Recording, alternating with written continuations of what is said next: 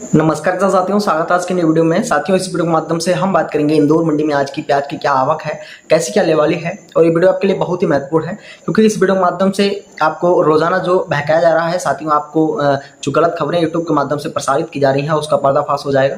इसके साथ साथ जो आप साथियों सोच रहे हैं घरों में बैठकर कि मैं इंदौर में प्याज लेकर आऊँ या ना आऊँ, क्या साथियों भाव बढ़ सकता है नहीं बढ़ सकता है, क्योंकि किसान पूरी तरह से रुपए खर्च करता है, मेहनत करता है, उसके बाद फसल तैयार होती है। हालांकि अब स्टॉक भी आप 5 से 6 महीने कर चुके हैं। और साथियों आप भी फेस्टिवल आ रहा है, दिवाली का सीजन है, आप भी चाह रहे हैं कि साथियों दिवाली से पहले मेरा जो प्याज है वो विक्रय हो जाए। और मुख्य रूप से आज हम जानेंगे कि दिवाली के बाद क्या साथियों मार्केट रह सकता है। पूरी जो खबरें निकल के आ रही हैं साथियों वो मैं आपके सामने अभी रखूंगा कि मुख्य रूप से जो प्याज को लेकर पूरा माहौल बना हुआ है भारत देश के अंदर। और साथियों हर बड़ी मंडी में जो प्याज का रुख है वो डाउन ही जा रहा है, ऊपर अभी नहीं जा रहा है।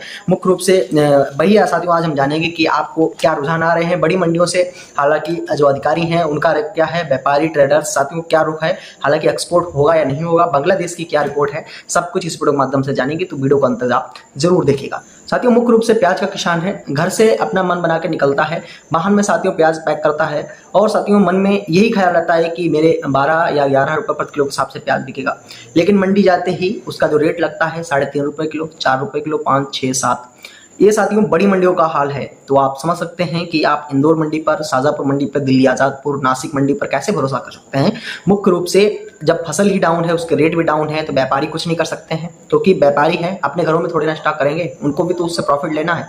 हालांकि व्यापारी किसानों से ज्यादा प्रॉफिट ले रहे हैं। साथियों भारत देश एक राज्यों से बना हुआ देश है। मुख्य रूप से यहाँ पर अलग अलग राज्यों में हर 6 महीने में चुनाव आ जाता है और जब फसलें पूरे भारत में तैयार होती हैं तभी सरकार अगर चुनाव जीतने के लिए बेसिकली यहाँ पर भाव है, पूरे देश में सभी फसलों के भाव कम कर देती है।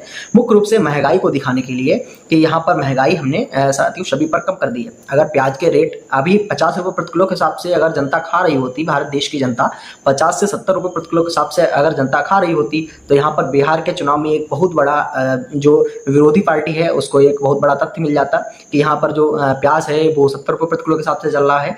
तो इसी के मद्देनजर रखते हुए जो सरकारी होती हैं वो साथियों फसलों को लेकर यहाँ पर राजनीति करती हैं। हालांकि मेरा मानना यही है कि अगर किसानों को आपको समृद्ध बनाना है, किसानों की अगर आय दोगुनी करनी है, तो आपको फसलों को साथियों यहाँ पर जो महंगाई से खरीदना होगा। और इसकी साथियों राजनीति ना करके आप साथियों राजनीति दूसरे मुद्दों पर करें। लाखों मुद्दे हैं उन पर आप बात करके उन पर साथियों आप राजनीति करें। आप बिहार का चुनाव जीतने के लिए पूरी तरह से सभी साथियों राज्यों की जो फसलें हैं जो अभी तैयार हो रही हैं उनके भाव आप कम करते जा रहे हैं। बेसिकली एमएसपी आप कितने रुपए की निकालते हैं, उससे तो साथियों 2300-2400 रुपये प्रति क्विंटल के नीचे के दाम है वो किसान भाइयों को मिल रहे हैं। तो इससे ज़्यादा मंदी है वो क्या आ सकती है। बेसिकली जो साथियों महंगाई इसमें चल रही है और मुख्य रूप से महंगाई बहुत ज़्यादा कम है, किसान भी हैं वो तो साथियों अपना खा ही रहे हैं, उनके घर में प्रोडक्ट सेव ही है।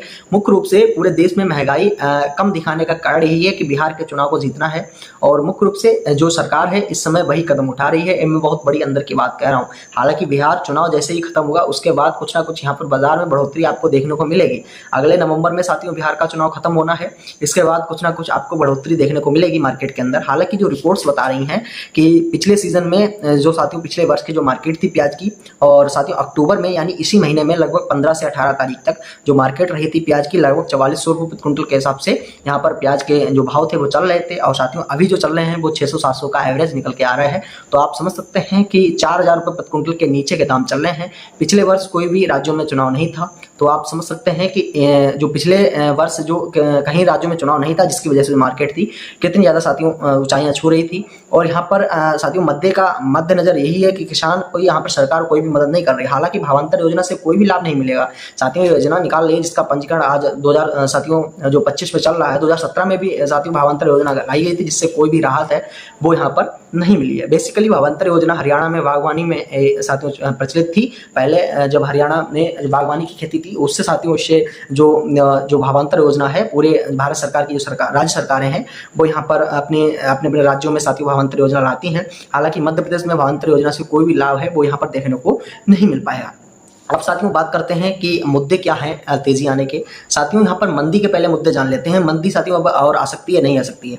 हालांकि अभी जो अलवर में लगभग 16% 17% ज़्यादा प्याज इस बार लगाया गया था, जो बारिश में खराब भी हो गया है। तो आप पिछले वर्ष की तरह ही मान के चलिए कि अलवर में भी प्याज होगा। साथियों अलवर के प्याज से मध्य प्रदेश के प्याज पर बहुत ज़्यादा असर पड़ता है। ऐसा क्यों? क्योंकि अगर अलवर का प्याज साथियों पूरे उत्तर प्रदेश, दिल्ली और पूरा उत्तर भारत में यहाँ पर विक्रय होता है। और मुख्य रूप से जो इंदौर, शाजापुर का भी जो प्याज है वो यूपी तक यहाँ पर सीमित रहता है। साथियों इसके बाद जो कर्नाटक, आंध्र प्रदेश में जो प्याज उत्पन्न होता है वो यहाँ पर दक्षिण भारत में विक्रय होता है। तो मुख्य रूप से अगर अलवर का प्याज 10 नवंबर तक यहाँ पर मार्केट में नया वाला आता है तो पुराना और नया प्याज दोनों साथियों फैल जाएगा पूरे उत्तर भारत में। तो मुख्य रूप से उत्तर भारत में अलवर का भी प्याज जाएगा और साथियों एमपी का भी प्याज इन राज्यों में जाएगा। तो उत्तर भारत में ही मार्केट सबकी है। मुख्य रूप से उत्तर प्रदेश में ही मार्केट साथियों प्याज की हमेशा रहती है, चाहे मध्य प्रदेश हो, चाहे राजस्थान हो। और महाराष्ट्र और साथियों आंध्र प्रदेश का प्याज तब आता है उत्तर प्रदेश में जब यहाँ पर मार्केट है वो लगभग साथियों जो भारत की मार्केट है प्याज की वो 40 से 50 के एवरेज में चल रही होती है। तब साथियों यहाँ पर जो प्याज है आंध्रा और साथियों कर्नाटका और महाराष्ट्र का प्याज उत्तर प्रदेश की तरफ जाता है, क्योंकि ट्रांसपोर्ट है और रोड मैप से ही सबसे ज़्यादा प्याज है वो यहाँ पर जाता है। मुख्य रूप से अगर ट्रांसपोर्ट में ट्रकों के माध्यम से जाएगा तो प्याज है बहुत ज़्यादा रेट में, हाई रेट में पड़ता है। और इस समय मंदी का सीजन चल रहा है। उत्तर प्रदेश को जो प्याज 15-16 रुपये में प्रति किलो के हिसाब से अगर होलसेल में दिल्ली आजाद मंडी से या राजस्थान से मिल रहा है तो साथियों महाराष्ट्र से और आंध्र प्रदेश, कर्नाटका से प्याज वो 40 से 50 रुपये प्रति किलो के एवरेज से नहीं मंगाएगा। तो मुख्य रूप से ना साथियों वहाँ के व्यापारी उत्तर प्रदेश को विक्रय कर पाएंगे और ना साथियों यहाँ पर उत्तर प्रदेश का कोई भी व्यापारी है 75 जिलों का वो यहाँ से खरीदेगा। इंदौर के 150 व्यापारी हैं और ये बहुत अच्छी खरीदी करते हैं जब साथियों कोई ना कोई एक्सपोर्ट है देश दूसरे देश के साथ भारत का होता है। हालांकि एक्सपोर्ट अगर नहीं होगा तो पूरे भारत में फिर से इतने ही साथियों मंदी देखने को मिलेगी नए प्याज में भी, चाहे साथियों आप कितने दिनों तक भी यहाँ पर स्टॉक है वो कर लें। हालांकि आप नया सीजन में एक बात आप ध्यान करके रखें कि अगर साथियों थोड़े से थोड़ा अगर प्याज करेंगे तो आपको अच्छे रेट मिलेंगे, क्योंकि पूरी तरह से भारत में रकबा है बहुत ज़्यादा प्याज का हो गया है। हालांकि 4 से 5 राज्य ही सबसे ज़्यादा प्याज कर रहे हैं, लेकिन साथियों रकबा बहुत ज़्यादा है तो मुख्य रूप से फसल है बहुत ज़्यादा तैयार होती है। हालांकि हार्वेस्टिंग के बाद आप देख लें कि 140 करोड़ की जनसंख्या पर ही पूरा साथियों 5 राज्य हैं वो निर्भर रहते हैं। हालांकि 5 राज्यों में प्याज बहुत ज़्यादा उत्पादन हो जाता है और 140 करोड़ की जनसंख्या साथियों कितना प्याज खाएगी। हालांकि जो भारत है वो पूरी तरह से उसका एक्सपोर्ट है वो बंद है, कोई भी देश है भारत का प्याज नहीं ले रहा है। तो इसका मुख्य कारण यही है कि आपका जो प्याज है वो साथियों देश में ही विक्रय होगा, देश के जहाँ जहाँ राज्यों में उत्पादन नहीं होता है प्याज का वहाँ विक्रय होगा। तो मुख्य रूप से मंदी आपको देखने को मिलेगी ही। हालांकि अब बात करते हैं आज के रेट जो इंदौर मंडी के क्या खुले हैं साथियों, वो भी जानना आपके लिए बहुत ही जरूरी है। हालांकि आज के जो रेट हैं बहुत ही चौंकाने वाले हैं, क्योंकि जो मार्केट है वो 2 रुपये लगभग और डाउन हो गई है। और मुख्य रूप से दिवाली का सीजन चल रहा है तो आप समझ सकते हैं कि यहाँ पर जो किसान है वो लगातार आपके अंदर बढ़ा रहा है, क्योंकि जल्दी से जल्दी अपना जो माल है वो दिवाली तक विक्रय हो जाए। तो कुछ ना कुछ दिवाली में भी खर्चे हैं। छोटे किसान हैं साथियों वो अपनी फसलें हैं ज़्यादा विक्रय हैं वो मंडी में करते हैं।